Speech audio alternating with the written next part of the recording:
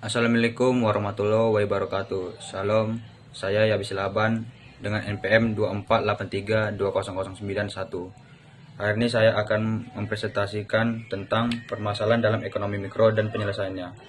Permasalahan dalam ekonomi mikro adalah berbagai tantangan atau hambatan yang dihadapi oleh individu, rumah tangga, dan perusahaan dalam mengelola sumber daya yang terbatas. Untuk memenuhi kebutuhan yang tidak terbatas, permasalahan ini berkaitan dengan bagaimana keputusan diambil dalam produksi, distribusi, dan konsumsi barang dan jasa. Permasalahan ekonomi mikro terbagi menjadi 6. Yang pertama, kelangkaan sumber daya. Kelangkaan sumber daya adalah kondisi di mana jumlah sumber daya yang tersedia terbatas, sementara kebutuhan manusia tidak terbatas. Yang kedua, penentuan harga dan pasar. Penentuan harga dan pasar adalah proses di mana harga barang dan jasa ditentukan melalui interaksi antara penawaran dan permintaan di pasar. Yang ketiga, distribusi pendapatan tidak merata. Distribusi pendapatan tidak merata mengacu pada kondisi di mana pendapatan atau kekayaan dalam suatu masyarakat atau negara tidak tersebar secara adil atau seimbang di antara anggotanya. Yang keempat, monopoli dan persaingan tidak sehat. Monopoli adalah situasi pasar di mana hanya ada satu perusahaan atau penyedia barang atau jasa yang menguasai seluruh atau sebagian besar pasar tersebut tanpa adanya pesaing yang signifikan. Sedangkan persaingan tidak sehat merujuk pada praktik bisnis yang tidak adil atau tidak sesuai dengan aturan yang ditetapkan untuk menjaga persaingan yang tidak sehat. Yang kelima, kegagalan pasar atau market failure. Kegagalan pasar atau market failure adalah kondisi di mana pasar tidak dapat mengalokasikan sumber daya secara efisien sehingga tercapai hasil yang optimal untuk kesejahteraan masyarakat. Yang keenam, produktivitas rendah. Produktivitas rendah merujuk pada kondisi di mana hasil produksi yang diperoleh dari suatu proses produksi relatif rendah dibandingkan dengan sumber daya yang digunakan seperti tenaga kerja, modal, dan bahan baku. Penyelesaian masalahnya.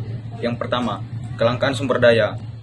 Kelangkaan sumber daya berefisiensi penggunaan sumber daya yang mengoptimalkan pemanfaatan sumber daya melalui teknologi dan manajemen. Inovasi dan teknologi. Mengembangkan teknologi baru untuk meningkatkan produktivitas. Selanjutnya, diversifikasi produk. Menghasilkan produk substitusi agar tidak tergantung pada satu sumber daya. Yang kedua, penentuan harga dan kuantitas barang atau jasa. Penyelesaian. Regulasi pemerintah mengatur harga barang pokok agar stabil. Selanjutnya, subsidi dan pajak. Memberikan subsidi untuk kebutuhan pokok dan menerapkan pajak untuk mengendalikan konsumsi barang tertentu. Selanjutnya, penguatan informasi pasar. Memastikan informasi penawaran dan permintaan tersampaikan dengan baik. Yang ketiga, distribusi pendapatan yang tidak merata. Penyelesaiannya, pajak progresif. Pengenaan pajak lebih besar untuk kelompok berpendapat tinggi. Selanjutnya, program bantuan sosial.